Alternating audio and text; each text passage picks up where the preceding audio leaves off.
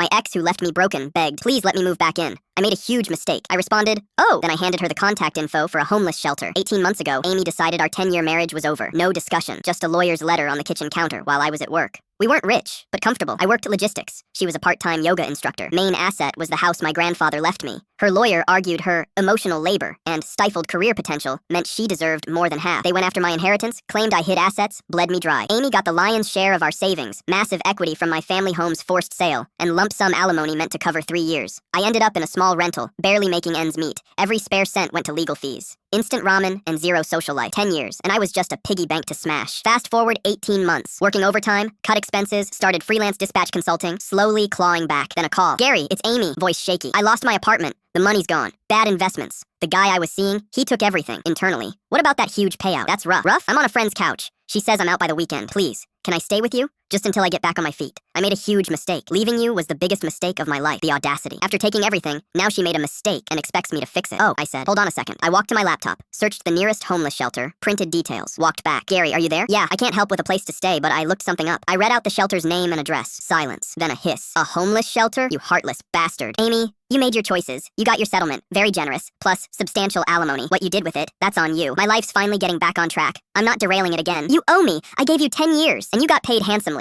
Mr. Vance made sure of that. I'll sue you for emotional distress. For abandonment." I almost laughed. "You served me divorce papers. You left. And my lawyer? Still on speed dial." I hung up. 2 weeks later, a letter arrived. Amy's formal demand for me to let her move in and give her $1,500 monthly, plus a threat about releasing personal details to my employer. Blackmail. I called my lawyer. She sent a cease and desist, making clear further harassment would result in legal action. 3 days later, my landlord called. "Got a weird call from Amy. Said you were subletting illegally, running a business against lease terms. Strange people always coming and going." The subletting was my buddy crashing for a week. The business was freelance work on my laptop. Strange people meant pizza delivery. Thankfully, he knows me. Figured she sounded unhinged. Just thought you should know. My lawyer said we had grounds for a restraining order. We filed. Amy was served. No contact, no coming within 100 yards. At the hearing, Amy showed up without a lawyer. Tried playing victim, crying about being homeless. My lawyer presented the cease and desist, landlord statement. And when Amy wailed about having nothing, reminded the court about the substantial settlement and the SUV Amy bought with it. Amy's face went pale. "That car's essential. It's all I have left." The judge looked at her coldly. "Your financial situation, however self-inflicted given the significant sums you received, does not give you the right to harass or blackmail your ex-husband. Essential transportation doesn't mean a late model SUV when claiming homelessness after squandering a fortune." Restraining order granted. 8 months later, life's trending up. Freelance consulting took off. Moved into a nicer place. Started dating someone drama-free. Then one final letter. Amy's budget lawyer claiming my business skills developed during marriage, so she's entitled to profit share. My lawyer shut it down. Settlement was final. Business started post-divorce with post-divorce capital. Skills were premarital. She included the restraining order and hinted we'd have Amy declared vexatious and make her pay all fees. Claim withdrawn within a week.